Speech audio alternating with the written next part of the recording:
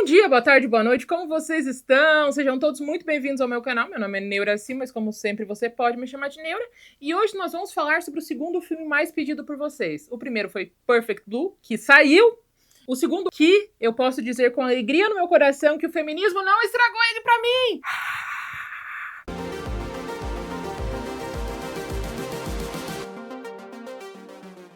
Esse filme fez parte de uma modinha temporária em Hollywood de fazer adaptações de Shakespeare com uma vibe high school, um negócio na escola. Eu pesquisei várias fontes do que pode ter sido isso, mas a que parece que faz mais sentido é que em 1996 foi lançado o filme Romeu e Julieta, do Baz Luhrmann, que é um diretor que eu amo, tenho carinho, tenho muito amor, que fez uma coisa diferente, né? Ele fez o romance de Romeu e Julieta atualmente como se fossem gangues em Los Angeles, se eu não me engano, que faz muito tempo que eu não vejo, só que eles falavam como se fosse a peça original. Então, era uma linguagem super trabalhada num contexto de rua, assim, de gangue. E uma das gangues era do Leonardo DiCaprio, que estava no seu ápice, no seu top, sendo o príncipe de todas nós. Então, o filme fez muito dinheiro. Ele custou 14 milhões de dólares e fez 147 milhões. Então, eu acho que foi isso que desembolou essa loucura de filmes de Shakespeare. Outra coisa que aconteceu foi que em 1995 saiu As Patricinhas de Beverly Hills. É uma adaptação do clássico Emma, da Jane Austen, que mesmo não sendo Shakespeare, mas também é clássico e também é feito no lugar de escola e também fez muito dinheiro e ninguém esperava que fazia. Então, esse momento falaram, a gente já tem histórias de domínio público, é só a gente fazer de novo. Em 1999, nós tivemos duas adaptações da Megera Domada, que é o 10 Coisas que Eu Odeio em Você, e Ela é Demais. Daí, em 2001, nós tivemos uma adaptação do Sonho de uma Noite de Verão, que em português o nome do filme era Volta por Cima, e era uma peça dentro de uma peça, porque eles estavam ensaiando para Sonhos de uma Noite de Verão enquanto viviam. Acho, faz tempo que eu não assisto, também não lembro. Em 2001, teve uma adaptação escolar de Otelo, que o nome é O. Em 2006, nós tivemos uma adaptação da peça Noite de Reis, que é o filme Ela é o Cara, da Amanda Bynes, que ela se veste menininha pra jogar futebol. Então, também foi uma adaptação de Shakespeare. Mas vamos oficialmente ao filme. O filme começa mostrando pra gente que a Cat, nossa protagonista, não é como as outras garotas. E o jeito que eles mostram é bem legal. Tem várias meninas adolescentes num conversível, tocando uma música super pop, e ela aparece do lado com um carro velho, todo cagado, cantando uma música de rock, falando que ela não se importa com a reputação dela. E ela olha com cara de ódio pras meninas e vai pra frente. Ela também já entra na escola e já arranca todos os posters que ela vê da formatura, porque, obviamente, ela acha que a formatura é um ritual arcaico, patriarcal, que só serve pra desculpa pra pessoas se pegarem. Obviamente, porque ela não é como as outras garotas, não é mesmo? Daí a gente conhece a senhora Perk, que ela é a conselheira educacional da escola. E ela é maravilhosa! Ela tá recepcionando um aluno que tá vindo de fora, ele é filho de militares, por isso ele sempre muda de escola. O nome dele é Cameron. E ela tá cagando pro Cameron, porque ela também é autora de romances eróticos. E ela tá escrevendo sobre o membro firme do cara, enquanto o Piá tá sendo recepcionado. Então ela fala, tá bom, a escola vai ser igual a todas as outras. Vai embora, vai, tá, tchau. Tchau. E o Piá fica tipo, como assim? Segunda pessoa que entra é o nosso protagonista, que é o Patrick, vivido pelo Coringa. Ele chega e ele é todo mauzão, todo rebelde, e ele foi levado pra diretoria porque ele se expôs para as pessoas na cafeteria. E daí ele explica que ele não se expôs, que era uma salsicha. Uma salsicha alemã chamada Bratwurst. Bratwurst. Não sei sotaque alemão, gente. Que a graça dessa Bratwurst é que ela é grossa, grande. E essa diretora, ela é tão fora da casinha que ela fala, nossa, otimista você achar que é uma Bratwurst. Ele olha pra cara da conselheira falando, tipo, eu tô, tipo, literalmente dizendo que é uma salsicha. Bratwurst, e você acha que eu tô dizendo que minha salsicha é do tamanho de uma Bratwurst? Ele fica muito confuso e ela fala, pare de fazer isso. Agora vai embora que eu preciso escrever meu livro. Ela é ótima todas as vezes que ela aparece. Ela aparece pouco, mas todas as vezes que ela aparece, ela é incrível. O Cameron, que acabou de chegar Cameron sai da sala da conselheira e conhece o Michael. Ele é um dos alunos nerds que cuida do departamento de áudio e vídeo e ele vai mostrar a escola para o Cameron. E a maneira como os grupos da escola são divididos, que é uma coisa que sempre fazem em filme, tipo, agora você vai conhecer todas as patotinhas do grupo. Nesse filme, elas são absurdas, o que é bem interessante, porque as patotinhas são a dos bonitos, que nunca falam com os feios, dos que são viciados em café, dos cowboys que nunca subiram num cavalo, dos Rastafari branco, que são vários maconheirinhos que acham que a conexão com Bob Marley deles fez eles mudarem de etnia, e os MBAs, que são os alunos que acham que que vão para uma universidade empresarial, administrativa, e já vão ir para um negócio de sucesso e se tornar milionários imediatamente. Então, todas essas minorias, elas não parecem normais, sabe? É tipo um negócio muito exagerado. Por que que isso é importante no filme? Porque a gente precisa entender que esse filme ele não vai se levar a sério. Ele entende que as loucuras adolescentes são exageradas, são extremas para eles, mas a gente, enquanto adulto, sabe que é uma coisa que vai passar. Então eles levam isso dessa maneira. A coordenadora escrever livro adulto enquanto conversa com os adolescentes é outra prova que esse filme ele não é para ser levado a sério. É para você entrar na piadinha junto, porque eles são na piadinha, e isso faz o filme ser muito engraçado, sabe? Enquanto o Cameron tá vendo as patotinhas, ele vê uma menina chamada Bianca, que é uma menina super popular, que tem uma melhor amiga que também é super popular, e elas não têm muita coisa na cabeça, assim, mas ele olha pra ela e imediatamente se apaixona por ela e faz aquilo de colocar toda a projeção do que ele quer numa moça nela. Inclusive, ele é vivido pelo... O engraçado é que o Cameron é feitor Joseph Gordon-Levitt, que é o Tom do 500 Dias com Ela. E mais uma vez parece que ele é a versão adolescente do Tom adulto. Porque ele é iludido igual. Ele vê uma menina longe e fala, nossa, ela é a pureza, ela é a perfeição, ela é doce, ela é meiga, ela é ingênua. Sem nunca ter falado com ela. Ele decidiu várias coisas pra ela e ele decidiu que ela é a única mulher da vida dele naquele momento. Só que o Mike fala, então, meu bem, ela nunca vai sair com gente como a gente. Não tem condições. A única coisa que ela é uma imagem pra gente pensar depois à noite, se é que vocês me entendem, jovenzinhos adolescentes, que você faz à noite. Eu não sei se é à noite, eu sei que é todo tempo. Eu não sei como funciona isso, eu só estou tentando não usar as palavras. Mas ela é um momento de pensamento e de uso das mãos. Corta pra sala de aula, onde a Cat tá tendo uma aula de literatura com um professor que também não tá nem aí pra nada. A Cat, ela se acha mais inteligente que todo mundo, ele tá ensinando Hemingway, e ela fala, nossa, eu não acredito que você tá ensinando Hemingway, aquele bêbado misógino, machista, amigo do Picasso, que é outro lixo. Por que você não fala sobre escritoras mulheres, como Sylvia Plath, Simone de Beauvoir? E ele tá olhando pra ela com cara de tipo... E do lado dela tem o Joey. Vocês estão guardando esses nomes todos? Espero que vocês guardem, porque vocês sabem que eu erro facilmente. O Joey é o grande filho da puta do filme. Ele é um grande cuzão em todos os sentidos possíveis, assim. Não tem um arco de retenção pra esse homem. E ele enche o saco do professor igualmente, só que de uma maneira irritante. Então, uma hora ele se revolta, ele olha pro Joey e fala, Joey, uma hora você vai apanhar de mulher e eu quero estar lá pra rir da tua cara. Ele olha pra Cat e fala, nossa, eu fico tão feliz com a sua opinião. Eu tenho certeza que seu passado opressor como criança branca que cresceu rica deve acrescentar muito na história. E da próxima vez que você decidir protestar sobre alguma coisa que é relevante pra vocês, meninas brancas, por favor, pergunta por que não tem nenhum livro de autor negro na grade anual. Esse momento é importante pra gente, por quê? Porque quando o professor dá uma surra de consciência de classe, ele avisa para nós que o filme entende que essa visão idealizada, feminista radical, dramática, chata, cheia da razão da Cat é fruto de uma adolescência. Ela tem ideias muito legais, mas é um exagero adolescente. E todas as outras classes no filme também têm esse exagero adolescente. Que é uma coisa que nós tínhamos também, ou você não. Porque eu era a gótica que não podia usar preto, porque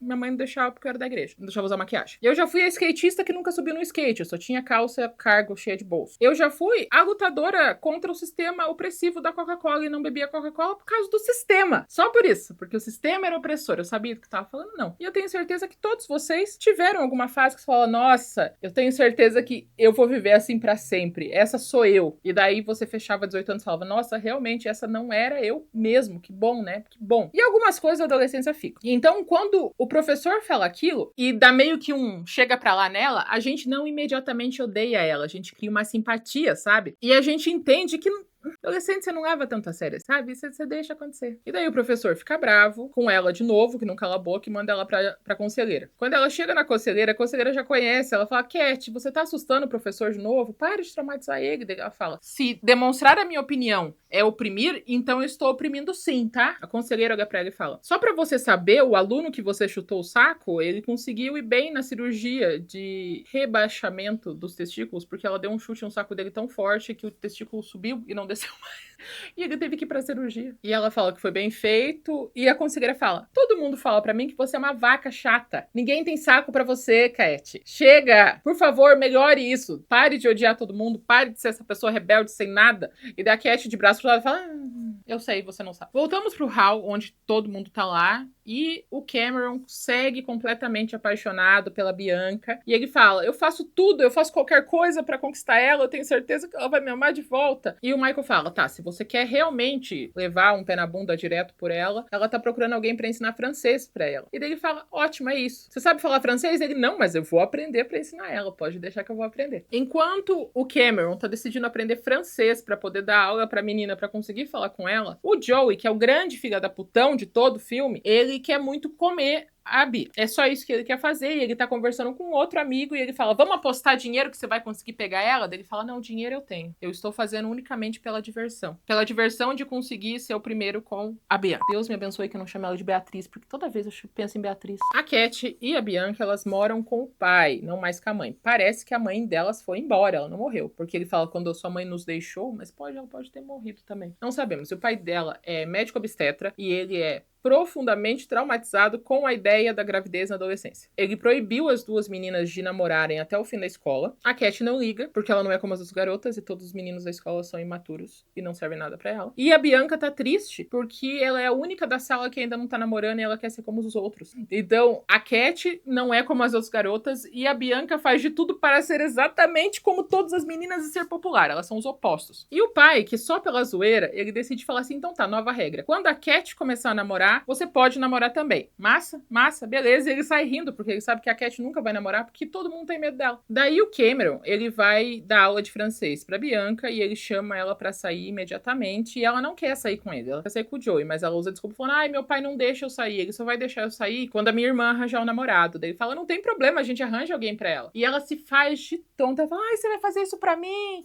Obrigada! E ele acredita que se a Cat começar a namorar, ele vai sair com a Bianca. Só que não, ela quer sair com o Joey. Vocês estão me entendendo? Eu vou pôr umas fotos aqui, porque é gente pra caralho. E eu já tô confusa. Cameron conta isso pro Michael. O Michael fala, beleza. Eles juntam vários homens da escola e falam, você quer sair com a Cat? E eles choram. Tem um que literalmente chora. Ele fala, eu prefiro ficar sozinho no mundo do que sair com ela. E eles são tipo, gente, como vamos achar alguém? Numa conversa no laboratório, eles veem o Patrick botando fogo em alguma coisa, assim, usando o fogo do laboratório de ciências pra acender um cigarro na sala de aula. Inclusive, tem muitas cenas do Patrick incendiando alguma coisa. Ele é incendiário como eu, então ele já tem mais um lugarzinho no meu coração, né? Amo incendiários. Ele fala, ele vai ser o cara certo, porque ele é tão assustador como a Cat. A gente só precisa convencer ele a fazer isso. E ele não conversa com ninguém. E ele tem uma reputação de muito assustador, assim. As pessoas acham que ele não tem um fígado porque ele vendeu pra comprar um aparelho de som, que ele passou as férias escolares na cadeia, que o sotaque dele é falso, que ele tem um sotaque australiano. E tem várias histórias, assim, mostrando como ele é mau e assustador, e todo mundo tem medo dele por causa disso. Eles tentam falar com o Patrick não é muito receptivo, sabe? Ele é bem assustador. Michael, que é inteligente, tem uma ideia. Vamos contar isso pro Joe. O Joe contrata o Patrick, e enquanto o Patrick tá saindo com a Cat, você sai com a irmã dele. Achei uma volta boa de roteiro. Bem boa, bem criativa, gostei bastante. E acontece tudo isso. O Joey paga pro Patrick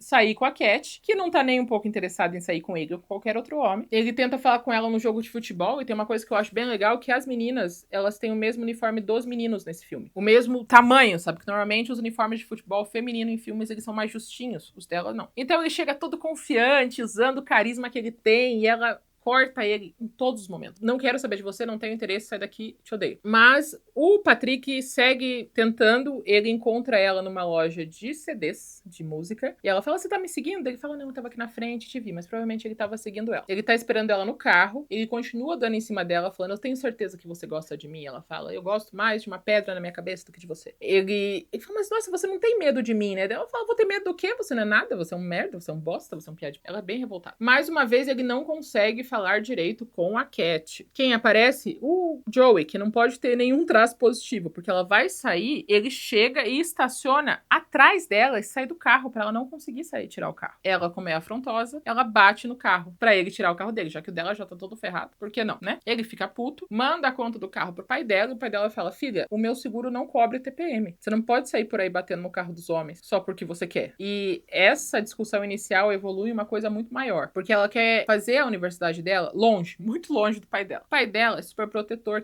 quer que ela fique numa universidade perto da casa dele. E ele não quer pagar a universidade massa que ela quer ir. E ele fala assim, filha, mas por que não fazer isso desse jeito? E eu quero falar, pai, você tem que aprender a deixar eu confiar nas minhas próprias decisões e fazer o que eu quero e confiar em mim no geral. E o pai dela fala, não vou fazer isso agora não. O Joey chega todo arrogante pra falar com o Patrick, falando, olha, se eu te pago $50, o mínimo que eu espero é resultados, tá? Porque se você não conseguir alguma coisa com ela, eu não consigo nada com a irmã dela e ninguém consegue nada, então faça o seu trabalho, tá? Ele fala, vai custar mais, vai custar $100 por date, porque ela é doida, ela me assusta também, é pegar ou largar. Então agora ele ganha $100 por date pra conseguir sair com ela. O Michael e o Cameron decidem se apresentar para o Patrick e falar, a gente vai te ajudar, porque o plano na verdade foi todo nosso, a gente falou com o Joey, a gente fez tudo isso para que o meu amigo, o Cameron, possa namorar com a Bianca. Ele fala, o que essa menina tem que todo mundo ama ela? Os peitos dela têm gosto de cerveja? A Bianca pega o pobre do Cameron, leva no quarto da irmã e eles vasculham o quarto da menina inteiro pra descobrir os gostos dela. E daí o Cameron e o Michael vão contar isso para o Patrick num bar de motoqueiro, assim, super assustador.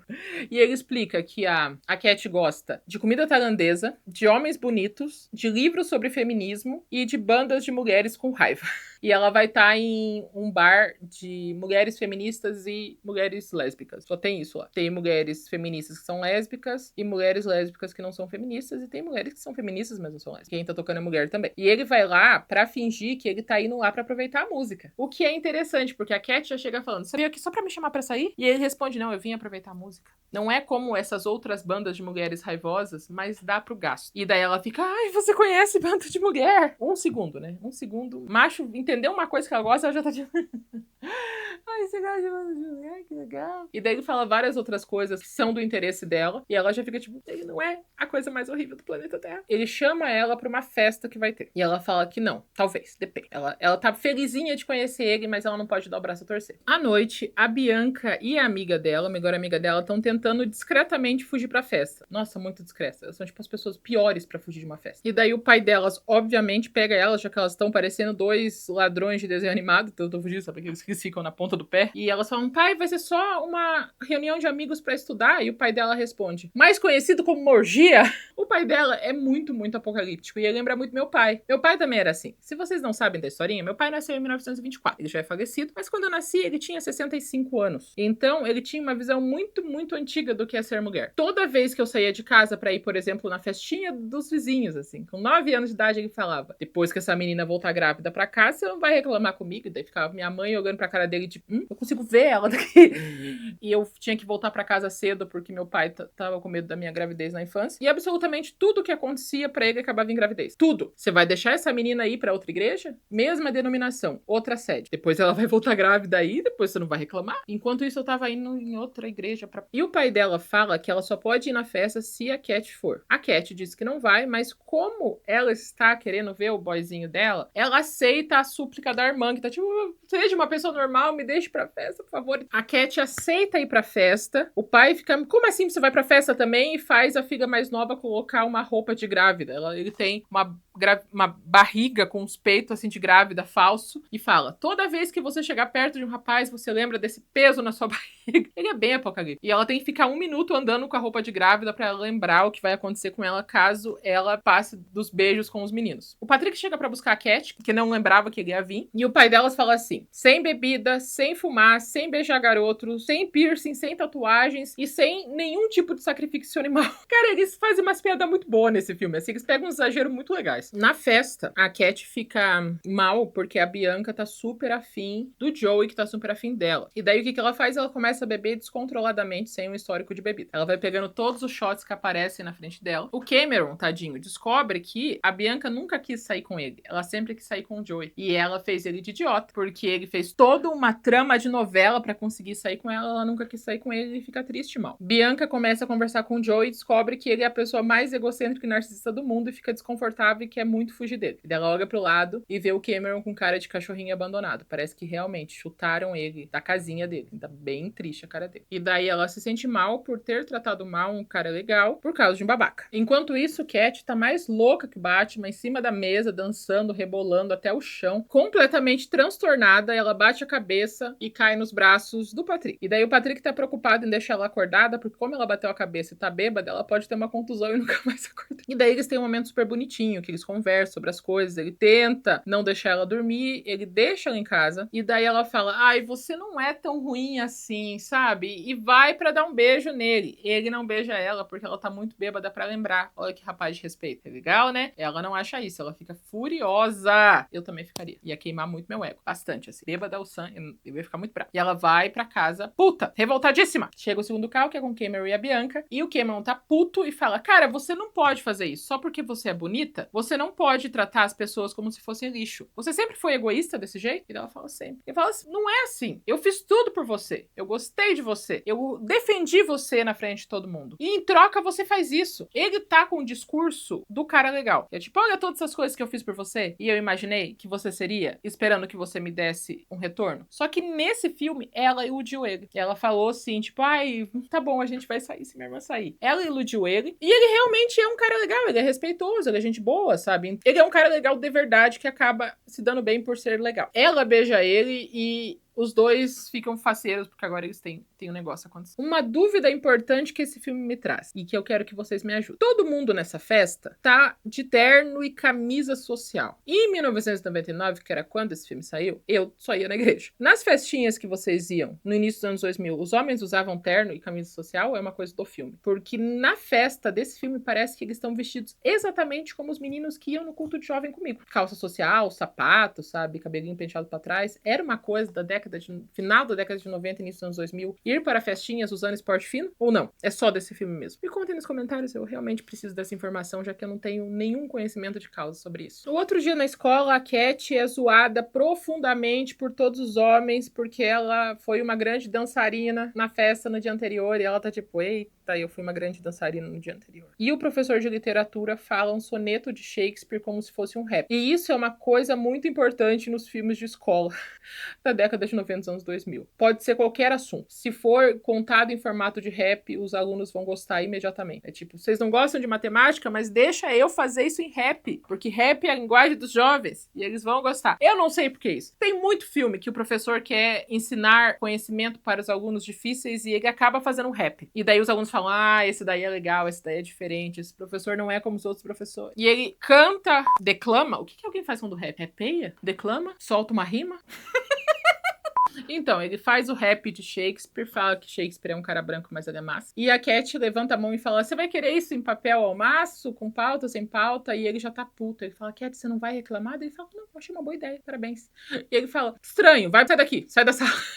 Porque ele fica confuso com a Cat concordando com ele. Enquanto isso, o Michael, o Cameron e o Patrick estão tentando diminuir o ódio mortal que a Cat está de todo mundo. Porque ela levou um fora, basicamente. Então ela tá com muita raiva. O Michael vai falar com a melhor amiga dela, que ela tem uma fixação preocupante com Shakespeare. Ela tem fotos do William Shakespeare no armário dela. E daí o Michael chega pra falar, ah, você gosta de Shakespeare? Ela não gosta de Shakespeare. Eu tenho um relacionamento com Shakespeare. É muito mais que isso. A gente tem uma história juntos. E eu fiz por um segundo. Eu falei, iludida. E daí eu lembrei que eu tinha uma foto do Elvis Presley na minha carteira. A minha fase Elvis Presley. Eu tinha uma foto dele na minha carteira. Eu pensei, nunca vou ter moral, né? Incrível como eu fiz tudo as coisas cringe. E daí o Michael, pra poder abrir caminho, ele declama um pedaço de Shakespeare. Ela responde igual. E daí agora os dois têm um negocinho, uma conexão shakespeariana. E ela fala pra ele que a Cat odeia o Patrick como fogo de mil sóis. Eu amo esse termo, fogo de mil sóis. Eu usei ele pra muitas coisas, eu lembro. Eu te odeio como fogo de mil sóis. É bom, funciona, eu gosto. Eu apoio o fogo de mil sóis. E ele tenta conversar de novo com a Cat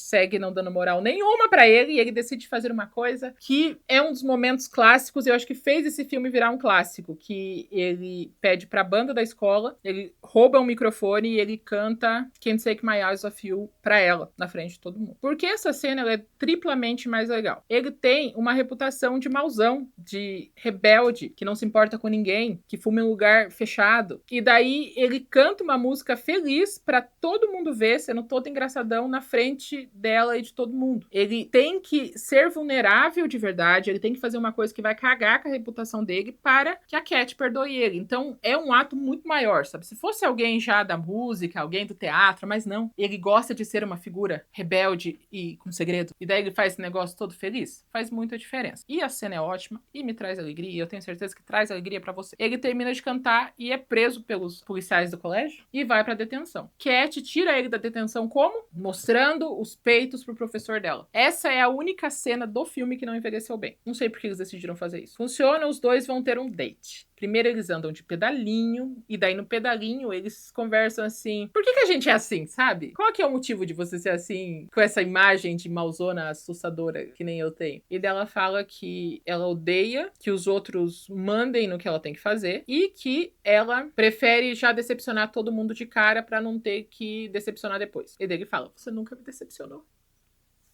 E ela tá tipo, ai, que lindo. E daí eles vão jogar paintball. Não é paintball o jogo, Carminha. São bexigas cheias de tinta. E é um momento todo bonitinho, ele beija ela e agora eles são um casal. Ele deixa ela em casa, eles continuam contando sobre, tipo, é verdade que você não tem um fígado? Ele fala, não. Mentira. É verdade que você chutou um cara nas bolas a ponto de ir pro hospital? Ela fala, é verdade, mas ele tentou pegar na minha bunda. Ela fala, juro. E os dois são muito fofinhos um com o outro e ela fala, conta alguma coisa pra mim que é verdade. E daí ele fala, a verdade é que você é linda e que você é sexy e que eu estou feliz de estar com você. Vamos para a formatura comigo? E ela fala, não. Formatura é um ritual do patriarcado que... Blá, blá, blá. E ele fala, vamos comigo, por favor, por favor. Ela que é toda cabreira fala, por que você quer que eu vá? O que você vai ganhar se eu for? E daí ele fala, nada. Só que ele vai, porque o Joey pagou mais $350 para ele levar a Cat na formatura para que a Bianca possa ir também. Então ele mentiu. E daí ele pega um cigarro para fumar e ela vê que ele mentiu para ela que ele tinha parado de fumar porque ela não gosta de homens que fumam. E daí ela pensou, ele tá mentindo 2 vezes e entra brava pro quarto dela. Quem está lá já brava? A irmã dela, porque ela implorou pro pai para ela ir na formatura e o pai dela falou, não, eu não quero que você engravide. E ela tá assistindo Real World, que é o mesmo filme, que é o mesmo programa que aparece no Ela é Demais. E a Cat vai conversar com a Bianca e elas têm uma conversa que ela é muito relevante e que faria o filme ter 5 minutos. Ela senta com a Bianca e fala, Bianca, deixa eu te explicar um negócio. Quando eu tinha entre 13 e 15 anos, ela fala que ela estava no 9º ano do high school. Eu fui procurar esse período. Ela estava saindo com o Joey, que é o cara mauzão. Os dois estavam saindo faz tempo e logo depois que a mãe delas foi embora, eles cometeram o tango do demônio. Eles se conheceram biblicamente, ele foi ir ter com ela, porque todo mundo estava fazendo e ela também quis fazer. Tem um momento que a Bianca fala que antes a Cat era uma menina muito popular e do nada ela parou de ser popular. Ela meio que desistiu de ser popular e virou uma vaca com todo mundo. Esse foi o momento. Quando ela fez isso com ele e não gostou, ela explicou pra ele que não queria fazer mais vezes e ele ficou bravo e terminou com ela. E pra ninguém saber dessa história, ela falou que ia contar pra todo mundo que o pinto dele era pequenininho. Então ele guardou um segredo. E daí ela explica que depois que isso aconteceu, ela decidiu que ela nunca mais ia fazer as coisas pra impressionar os outros. Muito pelo contrário. Ela queria que ninguém sentisse nada por ela. E porque eu acho que essa história é interessante. E isso ter acontecido com ela com 14 anos... é um motivo relevante o bastante para criar um trauma de personalidade e ela virar essa pessoa que é um escudo humano. Ela só tá pra refletir e pra afastar. Faz sentido isso acontecer com 14 e agora ela com 18 agir dessa maneira. Faz sentido, funciona. Tanto que quando na festa ela tá vendo a irmã dela conversando com o Joey, ela começa a beber porque ela entra em desespero. Já que a irmã dela tá saindo com o Joey, ela fala, deixa eu te contar um negócio, que é a pior coisa que você pode fazer num filme ao invés de falar direto. E a irmã dela fala, eu não quero ver você andando comigo nessa festa, eu não quero que as pessoas saibam que a gente se conhece aqui, tá bom? Sai daqui, vai ser normal. Então ela bebe por um motivo. Ela tem um motivo pra odiar o Joey mais que todo mundo. Ela só poderia ter falado isso um pouco antes, né? Não no final do filme, mas tá. A irmã dela primeiro fica tipo, cara, que foda, mas depois vai falar, é por isso então que você e o pai me proíbem de viver? Ela fala, mas tem coisas que não adianta viver dela. Eu preciso viver minha adolescência e ter meus erros. Você tem que confiar na minha palavra, você tem que parar de se associar ao pai e não deixar eu viver. Isso é ridículo. E dela sai brava, até que com motivo. Chegamos, enfim, ao dia da formatura, que a Bianca vai com o Cameron. O dia dia da formatura, a Bianca não vai com o Joey, porque ela já não tem nenhuma paciência pra ele desde o dia da festa. Ela até tá fugindo dele, assim. Ela vai com o Cameron. E ela usa uma roupa. Aquela roupa, pra mim, é a definição da moda ser cíclica. Porque eu assisto esse filme casualmente desde quando ele lançou em 99. E eu já amei e odiei aquela roupa 45 vezes. Eu já pensei, nossa, que linda, ela não é um vestido, é um topzinho com uma saia de tule. Ai, eu quero usar uma coisa dessa. Daí, meu Deus, essa é a coisa mais feia que eu já vi na minha vida. Assisti de novo, sei lá, 2019. Nossa, essa roupa é linda, com cos alto ia ficar top. E agora eu assisti de novo e tô tipo, não é uma boa roupa. Não gosto dela. Então talvez daqui 10, 5, 6 anos eu assista de novo. E eu falei, que lindo. Um topzinho com uma saia de tudo, que legal. A Kat decide que ela tá sendo uma pessoa muito turrona, sabe? E ela decide ir pra formatura pra encontrar o Patrick lá. E é super bonitinho, ela fala, pede desculpas, fala que ela exagerou. Os dois estão dançando juntinhos. Ele chama a banda que ela gosta pra cantar pra ela na festa, que é um negócio assim, que legal, né? E ele também conta coisas que ele não contou pra ninguém, que ele passou as férias, não foi na cadeia, foi na casa do avô dele, comendo comida enlatada e assistindo TV. Então ele realmente não é essa pessoa malzona que eles criaram. Enquanto isso, no banheiro, a Bianca tá se arrumando e a ex-melhor amiga dela está no banheiro. Por que ex-melhor amiga? Porque na festa, quando ela não quis mais o Joey, ela imediatamente pulou na frente da amiga pra pegar o Joey. Ela é o quê? Talarica. Gente, talarica ganha o quê? Apito do talarico! Eu tô com saudade de tocar o sino do incesto. Ou não, né? Mas o apito talarico. Atenção pros que têm medo de som.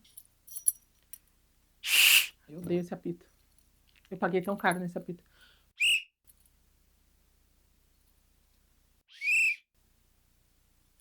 Talarica. Não apenas talarica, mas também Kenga, porque ela chega no banheiro e fala: não é só você que foi convidada pra festa de formatura dos seniors, enquanto sendo uma júnior. Eu também fui. O Joey foi me buscar lá em casa. E sabe que ele só quis sair com você porque ele apostou com os amigos que ele ia te comer, tá? E ela sai bravíssima, assim. Bravíssima pra encontrar o Joey e se revoltar. O Joey, inclusive, tá se vestindo como um senhor de 50 anos. Eu não sei por que eles escolheram aquela roupa pro Joey. Faz sentido. E ele tá puto com o Patrick falando assim: eu não paguei pra você sair com essa doida pra, no final, a Bianca vir na formatura com aquele magrelo. Nessa hora, Kat escuta e fica completamente desiludida. Bianca chega, Joey dá um soco na cara do magrelo, que é o Cameron, que cai duro no chão. Bianca chega e dá 3 socos na cara do Joey. Primeiro por ter batido no date dela, segundo por ele ter feito o que ele fez com a irmã dela, e o terceiro por ela mesma. Então ele fica bem machucado pela Bianca, é bem legal. A Kat sai correndo, ela olha pra ele e fala: eu não acredito que você foi pago pela pessoa que eu mais odeio no mundo pra sair comigo. Eu não imaginava que você seria assim. Ele fala: eu nunca me importei com o dinheiro, foi sempre por causa de você. E ela fala: teu cu. Não fala isso. Ela fala: eu imaginei que você era melhor. E ela sai correndo dramaticamente. E eu percebi uma coisa. Esse filme, ele tem um número ridículo de paralelos com o filme Ela é Demais. Claro que eles foram baseados na mesma peça de Shakespeare, porém, muitos paralelos. A diferença é que, quando eu tava assistindo esse filme ontem à noite, eu tava olhando pro filme e falando: ele é tão legal. Nesse momento de Som de Iguais, eu tava assistindo Ela é Demais e eu tava falando: nossa, que absurdo. Que absurdo, que degradação, que violência. E eu falei: cara, por que que um filme eu passei um pano pras coisas e o outro eu fiquei tipo, nada de errado, gosto de tudo. Fiquei em dúvida, passei um tempo pensando sobre o assunto e vai sair um vídeo bônus meu comparando os dois filmes e explicando do meu jeito o que eu acho, de porque um virou um clássico e um virou uma referência do que eram as comédias teen nos anos 2000. Ele ficou parado em 2000. 10 Coisas que Eu Odeio em Você, até hoje, é citada como um grande clássico de filmes adolescentes. O vídeo bônus vai sair assim que eu terminar de editar ele. Passou a formatura, Cat tá em casa, Bianca vai velejar com o namoradinho novo dela, chama ela pra ir junto, que agora as duas são amigas, ela agradece e tal, fala: obrigada por ter feito tudo isso por mim, sério. Significou muito mesmo, eu sei que foi um esforço pra você. E ela vai velejar com o namorado, o pai dela chega e fala: filha, você é massa, mas você precisa entender que a gente tá acostumado a ser o centro das atenções dos nossos filhos. Quando os nossos filhos crescem, a gente fica no banco assistindo vocês viverem, a gente não é mais o treinador. E com você aconteceu muito cedo, porque você sempre foi muito independente, e eu acabei surtando por causa disso, porque eu sinto que eu não tenho mais nenhuma importância na sua vida. Mas eu estou aprendendo a lidar melhor com isso, e eu já paguei a entrada pra você ir naquela faculdade, na casa do caralho que você quer ir. Daí ela fala: papai, Deus dois se abraça, faz um Voltamos para a aula, que é o dia da apresentação dos sonetos atualizados em outras versões de Shakespeare. O Joey tá todo atacado, ele tá com 2 olhos roxos, assim, ele tá de óculos, e o professor tá rindo da cara dele, falando, que vai de mulher. E o professor fala, alguém aí quer falar em voz alta o seu poema? E a Cat decide falar isso pra todo mundo. O que, primeiro, é um arco de crescimento importante para a personagem, porque lembra que ela tava na defensiva e ela resolvia tudo na falta de educação? Então, agora ela está vulnerável, expressando a sua vulnerabilidade pra todo mundo, inclusive pro cara que foi mal com ela, que é o Patrick. E ela conta o poema do 10 coisas que eu odeio em você, que muitas de vocês eu tenho certeza que sabem de cor, eu ainda não sei. E ela conta todas as coisas que ela odeia, que fizeram ela gostar mais ainda dele, e ela faz isso muito bem atuado, ela faz isso chorando, e sai da sala, assim, desiludidíssima, assim, é uma cena muito boa. Ele fica mal, pensando, nossa, ela não me odeia. Porque ela fala, eu odeio acima de tudo o fato de não conseguir te odiar nem por um pouquinho. Até que eu sei. Ela sai da sala e ela chega no carro dela que tá aberto e dentro tem uma guitarra Fender que o Patrick viu ela tocando um dia sem ela saber e ele usou o dinheiro que ele ganhou do Joey pra pagar a guitarra pra ela. Então não é uma coisa do tipo, ele deu um presente e ela ficou feliz. Não. Ele ouviu que ela falou que ela queria muito ter uma banda. Ele viu ela tocando um instrumento caro e ele decidiu pegar o dinheiro pra comprar uma coisa que sabia que ela ia adorar. Ele teve esses dates pagos, mas ele ouviu tudo que ela tá falando. E vocês não têm ideia como conquista uma mulher, um homem que escuta o que ela tá falando e responde de acordo. Entre as minhas amigas, isso é um ponto de, tipo, de ser contado, sabe? Eu falei isso pra ele e ele lembrou no outro dia. E daí todas ficam, ele lembrou, ele prestou atenção de verdade. É isso mesmo.